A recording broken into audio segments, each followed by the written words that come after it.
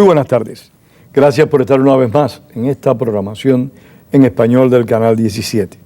Les saluda Pedro Corzo. En el día de hoy vamos a hablar del país más austral del hemisferio. Vamos a hablar de Argentina, un país particularmente importante, con una historia interesantísima, con un líder carismático ya desaparecido, que dejó para muchos una huella positiva, para otros una huella total y absolutamente negativa que ha lastrado el desarrollo del país. Me refiero a Argentina. Y para hablar de Argentina, pues hemos invitado lógicamente un natural de ese país, mi viejo amigo José Venega, periodista y analista político. José, bienvenido acá. Un placer, Pedro. Estás en tu casa por primera vez y esperamos tenerte en otras oportunidades. ¿Cómo no? Acabas de llegar de tu país. ¿Cuál es la situación? Descríbenos, porque para muchos de nosotros, los gobiernos de los Fernández, Cristina Fernández y Kirchner, que murió recientemente, pues han sido gobiernos muy peculiares en su proximidad al chavismo, pero también en su coqueteo con la extrema izquierda. Mira, justamente cuando se menciona los países que están en problemas porque tienen regímenes autoritarios disfrazados por el voto, porque esto es lo que es curioso, como Venezuela, Ecuador, en fin, Nicaragua, Argentina suele estar fuera de esa lista, no aparece en la lista porque se la considera como en otra categoría, ¿no? Una democracia real. Sí, se considera que está más cerca de las democracias reales, cosa que yo creo que no. Lo que pasa es que en la Argentina, vos mencionaste a un líder carismático que digamos, tuvo una influencia muy fuerte en la historia argentina, que es Perón, tuvo un proceso. Y todavía la continúa teniendo. Exacto, que puede ser comparado con toda facilidad al chavismo, ¿no? El peronismo es muy similar al chavismo. Como ya pasó por ese proceso, esta segunda, digamos, vuelta de la Argentina a los líderes ilimitados, con un poder que no tiene ningún límite, ni moral, ni jurídico, ni político, es más rutinaria. Entonces, durante varios años del inicio del kirchnerismo, que empezó en el año 2003, en realidad empieza un poco antes, porque hubo una gran crisis en la Argentina que fue la que permitió, digamos... El famoso corralito, varios presidentes en muy pocos días. Como una situación de emergencia, digamos, que preparó a la Argentina para buscar otro salvador, ¿no? Entonces, en el inicio de todo ese proceso del kirchnerismo, en los primeros años, no había casi reacción, no había cuestionamiento, ¿no? Cuando muchos nos poníamos a decir, señores, están pasando por encima a la Constitución Nacional, están presionando a la prensa, están comprando a la prensa. Hay una gran corrupción en la Argentina también, desgraciadamente, en la prensa, ¿no? Y mientras todo esto pasaba, no salían de la Argentina noticias de problemas. Parecía una rutina, ¿no? Entonces, eso hace que el kirchnerismo haya quedado como en esta segunda categoría. Yo creo inclusive que en muchos aspectos es más peligroso que el chavismo. ¿Por qué? ¿No? Porque el chavismo ha tenido siempre resistencia. O sea, hay mucha gente en Venezuela que resiste, que aguanta los embates del régimen. En Argentina ni siquiera ha sido necesario, ¿no? Porque ha sido un proceso que tiene más que ver con la compra de voluntades que con el uso específico de la presión. La presión. Pero no hay oposición, perdóname, José, no hay oposición política en Argentina, o sea, no hay factores que se opongan al kirchnerismo. Casi es terrible lo que voy a decir, pero casi toda la resistencia que tiene el kirchnerismo la eligió el propio kirchnerismo. O sea, es gente o sectores con los cuales el gobierno ha elegido confrontar. Por ejemplo, la gran rebelión que tuvo el kirchnerismo fue la rebelión del campo, en el momento en que quería llevarse el impuesto de la exportación que pesa sobre el campo a unos niveles absurdos. Y ahí hubo un levantamiento de una resistencia. En ese mismo momento también se pelea el gobierno con el grupo Clarín, que es un grupo de medios muy fuerte, muy relacionado con la política y con el Estado, y que no hizo lo que venía haciendo hasta ese momento, que era tapar la información. Ahí es cuando el kirchnerismo se pelea con el grupo Clarín. Hay un opositor, digamos, alguien que aparece como una alternativa posible para el año 2015, cuando sean las próximas elecciones, que es Mauricio Macri, que es el alcalde de la ciudad de Buenos Aires.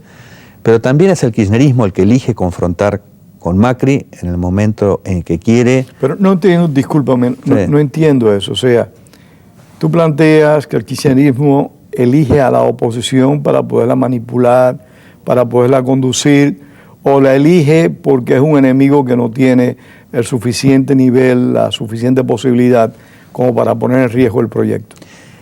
Es una mezcla de las dos cosas, ¿no?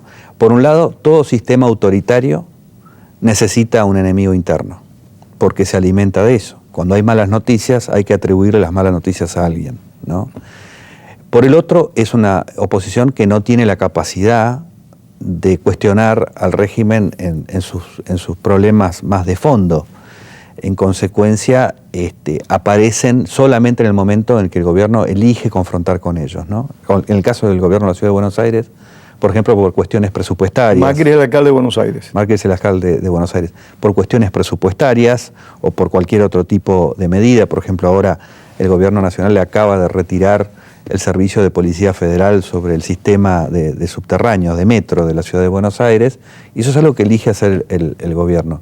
Pero no hay una oposición organizada en el sentido de decir, tenemos un proyecto republicano con Estado de Derecho que queremos oponer a esto, salvo por... ¿El Partido Radical ha desaparecido? El Partido Radical y está en franca retirada. El Partido Radical quedó muy dañado después del gobierno de Fernando de la Rúa, que terminó muy mal con la gran crisis del año 2001, y el radicalismo no ha encontrado una salida de eso. Inclusive buena parte del radicalismo se alió al gobierno en el año 2003 y en el año 2007 también. El vicepresidente con el que tuvo serios problemas Cristina Kirchner en su momento, de su primer mandato, era un vicepresidente radical.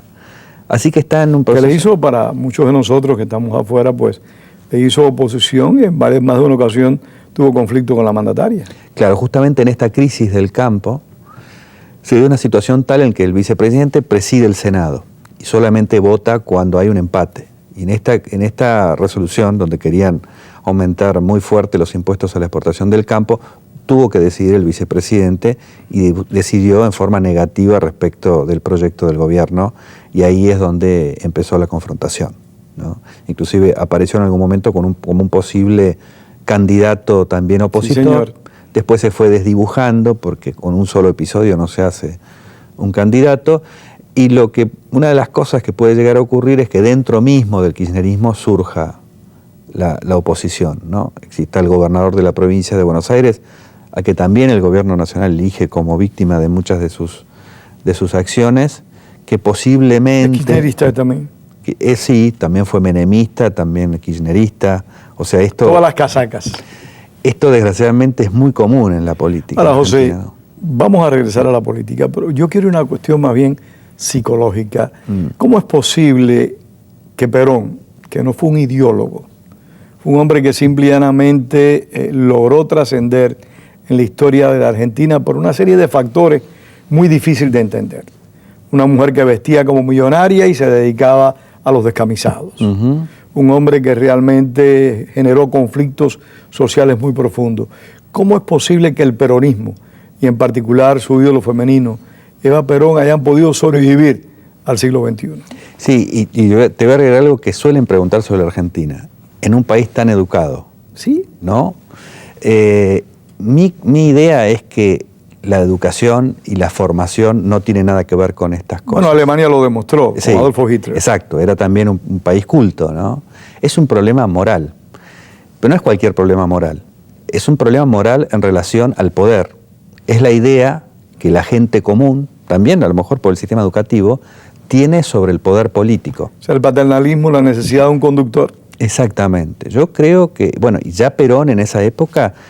Era lógico, en Europa también estaba el fascismo y el nazismo apareciendo, los movimientos totalitarios ya eran algo común, así que Perón seguía esa línea. Perón tenía una formación fascista, ¿no? Él había sido agregado militar. Pero ¿cómo ha sobrevivido? Yo quisiera que tú me explicaras esa figura política que no logró ningún éxito extraordinario, que no proyectó a Argentina a niveles internacionales notables, todo lo contrario.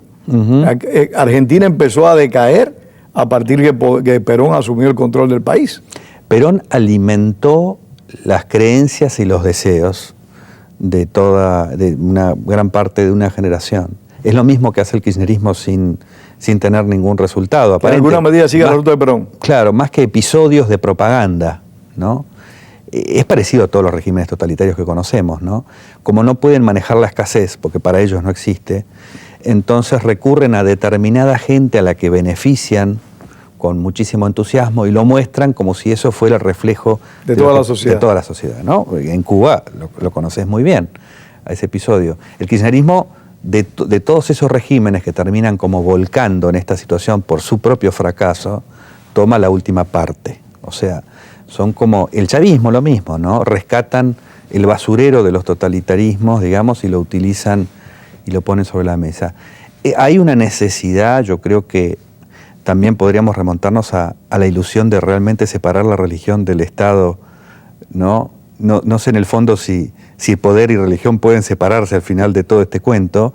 Entonces estos regímenes hay algo de religiosidad en estos líderes carismáticos, no cabe duda. Hay mucho. Es como que van sustituyendo en alguna medida a esa gente que necesitan un Dios pero que no quieren confesarse de que son creyentes, entonces buscan un Dios humano, digamos así, entre comillas. Es la invocación de lo más primitivo en el ser humano, ¿no? Lo primero es la construcción de un puritanismo, porque esta es la contracara, ¿no? Uno puede ser puritanismo racial o un puritanismo en el sentido de poner a los pecadores como aquellos que tienen más dinero. Hay que buscar un puritanismo porque hay que encontrar unos pecadores a los cuales perseguir. Y Cristina practica ese puritanismo. Absolutamente, desde el pecado ¿Cuál es el absoluto, modelo que ¿no? asume? Ella asume el modelo del resentimiento, de hablar de aquellos los que más tienen y los beneficiados de la sociedad, siendo eso, ¿no? Hablando de los privilegiados, cuando en realidad si analizás el sistema político kirchnerista responde perfectamente a la definición clásica de una oligarquía, ¿no? Es decir, de un grupo de empresarios que giran y se benefician del poder y a la asignación de negocios a los amigos, ¿no? Lo que se ha llamado el capitalismo de amigos. Ese pecado se purga encontrando el pecado en otro.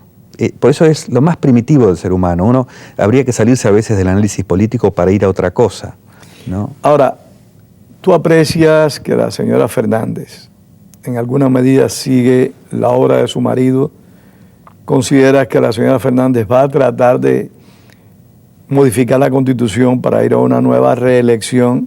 ¿O tú crees que busque un comodín, como hacía el PRI mexicano, para no llamar tanto la atención y no parecerse tanto al chavismo o a Correa o a Evo Morales?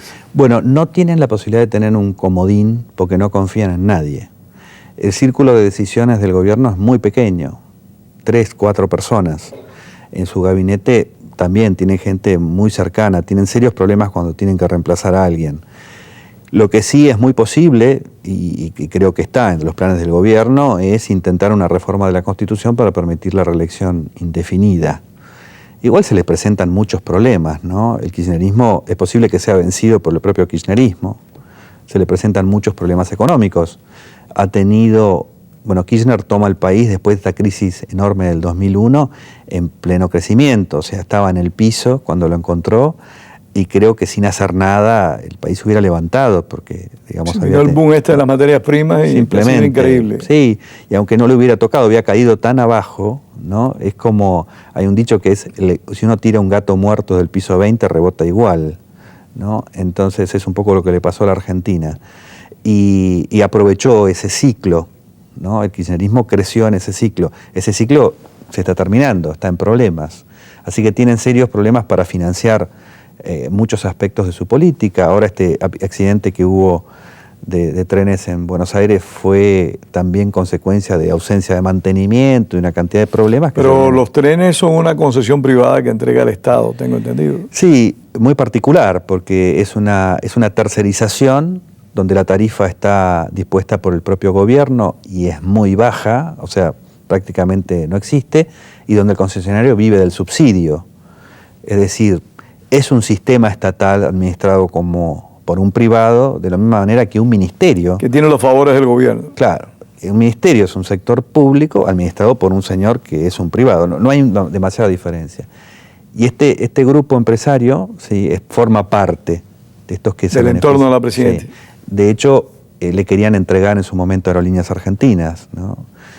Aerolíneas Argentinas, que es la empresa aérea que fue estatizada también de hecho, Y parte del procedimiento del kirchnerismo, su crecimiento, ha sido a determinadas empresas presionarlas para que entreguen acciones a los A mí hay algo que me llama la atención, y disto mucho de ser un conocedor de la política argentina, pero el proceso que inició el presidente Menem, o sea, un proceso de vender todos los bienes del Estado, que para muchos lo hizo de una forma errada, equivocada, sin las licitaciones necesarias, sin la transparencia que demandan ese tipo de actividad, ¿ha sido revertido por el gobierno de Cristina y de los Fernández? Lo primero es, sobre ese proceso de transformación, habría que tomar distintos sectores. Hay cosas que fueron muy bien hechas. Y otras que no. Y otras que no.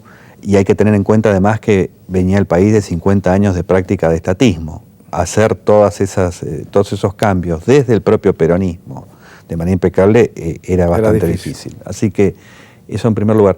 Y en segundo lugar, no, en realidad no lo ha revertido, lo que ha hecho es tomarlo a su favor. No ha estatizado. No ha estatizado, sí. Ha estatizado algunas cosas, pero es una estatización oportunista, ¿no? Oportunista quiere decir cuando ya no tienen más remedio, cuando se produjo alguna crisis o porque directamente no han podido arreglar con ningún grupo empresario. En general lo que han hecho es presionar a las empresas y meter algún empresario suyo adentro. El caso más palpable, por ejemplo, es Repsol YPF, ¿no? Que es la empresa petrolera argentina, que es la empresa más importante de la Argentina, que en su momento, cuando fue privatizada por Menem, el gobierno de Santa Cruz, que estaba conducido por Néstor Kirchner, cobró $600 millones. Tengo entendido que ese dinero se perdió. Lo sacó fuera del país y jamás dio una explicación. Una vez le preguntaron... Que no era dinero de él, era dinero... No, dinero de la provincia. De la provincia. No hubo explicación, el juez no investigó nunca. La cuestión jamás fue citado a dar una explicación en su provincia, y esto ocurrió antes que sea presidente, ¿no? Y inclusive en algún momento dijo que estaba depositado ese dinero en la Reserva Federal. Sabemos que no existen, no tiene depósitos la Reserva Federal. Cualquier cosa, ¿no? Esa misma empresa, cuando llega el kirchnerismo al poder, que estaba privatizada, le impusieron restricciones para girar divisas al exterior. En un año se le autorizan a girar las divisas al exterior, y a cambio de eso, un grupo empresario amigo del kirchnerismo adquiere, sin poner dinero, sino con un préstamo de la propia Repsol YPF, una cantidad de acciones de esa compañía, con un préstamo que termina pagando con los mismos dividendos que se repartieron por la autorización del Estado. Es decir, el manejo que tienen de la economía no es un manejo típicamente marxista o comunista, es más bien nacional socialista. Quiere decir, el teléfono, la presión, la orden, la amenaza. Está siguiendo la señora Fernández las mejores tradiciones del peronismo inicial. Exactamente, A mí me explicaba Nicolás Márquez, un destacado intelectual argentino que sí, es amigo. Imagino tuyo, que es amigo tuyo. Me decía que el problema de Argentina más serio era que cuando la oposición estaba en el gobierno, el peronismo no dejaba gobernar. Y que cuando el peronismo gobernaba, destruía el país. Sí, bueno, es muy importante porque también me lo habías preguntado antes, se me había quedado pendiente esto. El peronismo es casi el Estado. Ya ni siquiera es un partido político. Yo creo, y te vas a dar cuenta que todos los... Que el peronismo es el Estado. Sí, es el sistema de poder, ¿no? Y la gente está en el peronismo porque es la forma de acceder al poder. Entonces, el peronismo fuera del poder... No responde a una ideología, sino a la ambición de gobernar. Es un sistema de poder. Las ideologías van y vienen. Están ahí para utilizarlas en el momento que... Algo parecido al castrismo. Sí. No hay ideología, sino ambición por controlar el mandato. Es un reservorio de eslogans. Hoy necesito invocar un principio para tomar una acción. Mañana invoco el principio opuesto para tomar otra acción. Qué interesante. En definitiva, es una gran distracción para nosotros si no entendemos esto, porque nos ponemos a contestar los argumentos. Y acá no hay argumentación, acá hay un ejercicio ilimitado. ¿Cómo se puede limpiar eso? ¿Qué pueden hacer ustedes los argentinos? Bueno, es política. ¿O han perdido la esperanza? Bueno, la esperanza no, porque en algún momento la Argentina por ahí cambia mañana, abruptamente, y hace un giro de 180 grados. Es un país en ese sentido bastante imprevisible. Cambia el humor y cambia todo. Pero para resolver, yo creo que el problema es que hay que entender que es un problema político. Es un problema de límites al poder. Es lo mismo que los argentinos han aceptado como el Estado benefactor, que todo lo da, que todo lo resuelve, que alimenta a este tipo de regímenes. O sea, es un cambio de fondo. En definitiva, está en crisis, no solamente en la Argentina, creo que en todo el mundo, pero en estos países más, el concepto de Estado de Derecho o de rule of law, ¿no? Este es el problema de fondo. O sea, no hay Estado de Derecho en Argentina práctico. No, hay voluntad del poder sin límite. Una pregunta que considero que es importante. ¿Estimas que la maniobra que está haciendo la señora Fernández con esta situación de las Malvinas en este momento, que es recalentar realmente un plato viejo, y más allá de quién tiene la soberanía sobre el territorio, pero era algo que estaba, si se quiere, como dormido, y ella pues de nuevo lo ha sacado a la palestra pública? Tiene esos fines políticos, como en su momento la Junta Militar recurrió a la invasión de las Malvinas para distraer la atención del público. Sí, con un agregado, bueno, ya es bastante más absurdo después de la guerra de las Malvinas, que es que los militares tenían la expectativa de tomar una acción. Acá no hay ninguna expectativa de tomar ninguna acción. Ni Esto es show nada más. Es puro para consumo interno, nada más. Pero hay que decir que también el gobierno británico entró en el mismo juego, ¿no?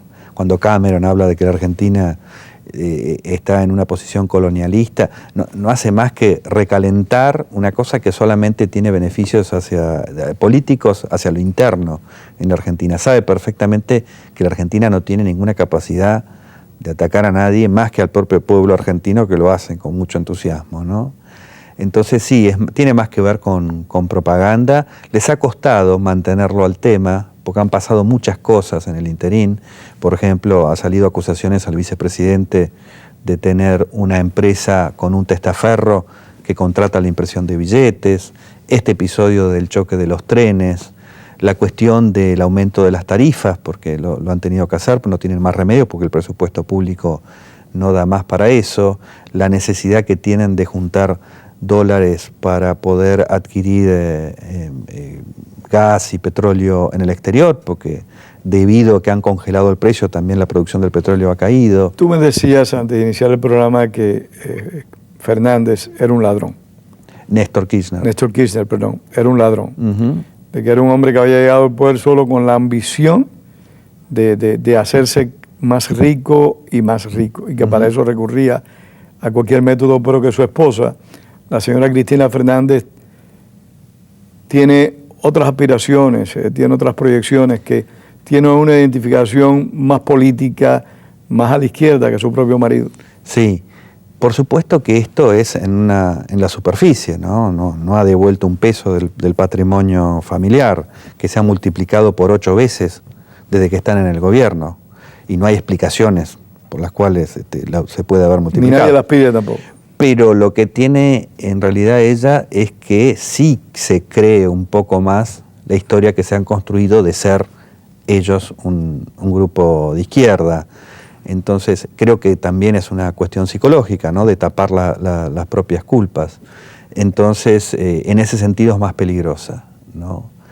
Pero también conversábamos antes, que yo creo hace mucho que el sistema comunista, por ejemplo, mejora moralmente cuando se corrompe, no solamente porque se debilita, sino porque alguien que tiene el instinto, aunque sea de robar en un sistema totalitario, tiene algún cierto apego a la realidad, ¿no? Por eso cuando a mí me hablan del Che Guevara, que no era corrupto, yo digo, eso es lo que lo hacía más peligroso.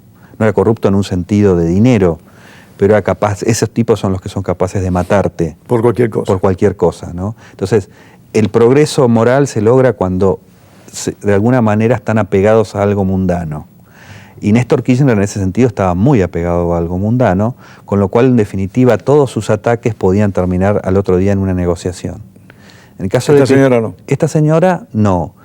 Es mucho más rígida para eso. Sin embargo, los que estamos afuera, apreciábamos que en el gobierno de Kirchner había una mayor aproximación ideológica con el chavismo, si llamamos al chavismo ideología, muy libremente, por supuesto, que la que existe en este momento entre Fernández y Chávez. No, te diría que es hasta más identificación. Ella visitó a Fidel Castro, estaba desesperada por tener por verlo, sí, una foto con él, pero no se hacen el problema, digamos, no están en la situación de Chávez, pero tratando de buscar a Fidel Castro como un elemento de propaganda y todo esto. No están en esa posición y juegan un poco respecto de Estados Unidos a estar en una situación distinta, ¿no? Creo que en ese sentido el Departamento de Estado se ha creído eso. Se ha creído que el kirchnerismo, por ejemplo, puede ser un freno a Chávez. El kirchnerismo está utilizando esa situación en su favor, no es un freno ni siquiera a sí mismo, ¿no? En este momento, ¿cuál es la relación en el Mercosur? Ya estamos terminando lamentablemente el programa. ¿Sigue siendo un instrumento útil? ¿Nunca lo fue? ¿Ha dejado de serlo? Bueno, el Mercosur no se cumple. O sea, se supone que es un mercado común, libre de aranceles, y está lleno de peleas, sobre todo por incumplimientos de la Argentina, de otros países también, ¿no? Pero hay muchísimas restricciones al comercio. Hoy es más digamos así, un lugar de encuentro político, ¿no? Liderado claramente por Brasil, ¿no? Brasil claramente representa a ese sector, al cono sur de este hemisferio, ¿no? Pero el Mercosur está muy debilitado, hay muchísimas disputas en el orden comercial. No tiene ningún sentido que países que se supone que están compartiendo un mercado común tengan este tipo de discusiones, ¿no?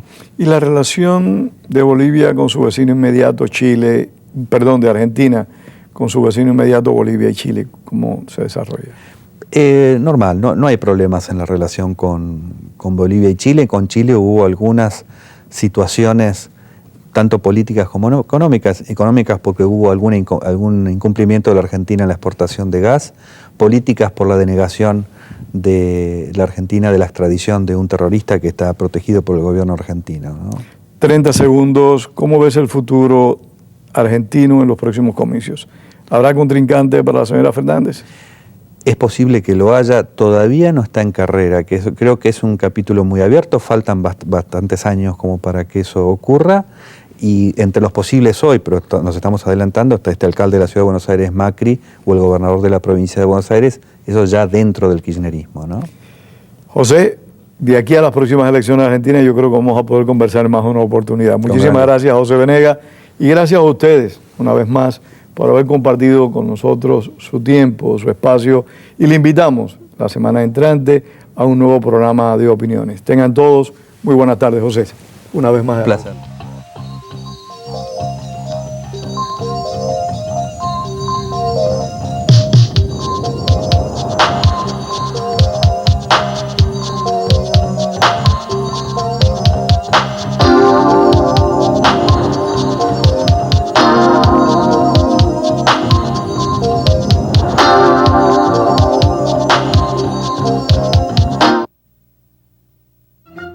Los 100 sones cubanos es un documental cual da nueva luz a uno de los géneros musicales más populares de Cuba, el son. Los 100 sones cubanos explora los sones más conocidos por la gente de Cuba. Sintonice jueves 8 de marzo a las 9 p.m. y vea Los 100 sones cubanos en su canal 17 WLRN.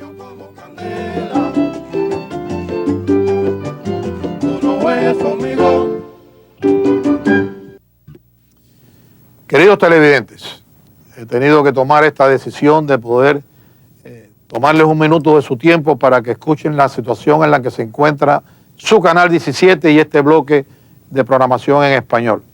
Tenemos unos momentos difíciles económicos. Si no hacemos algo, posiblemente esta programación pues no podrá continuar.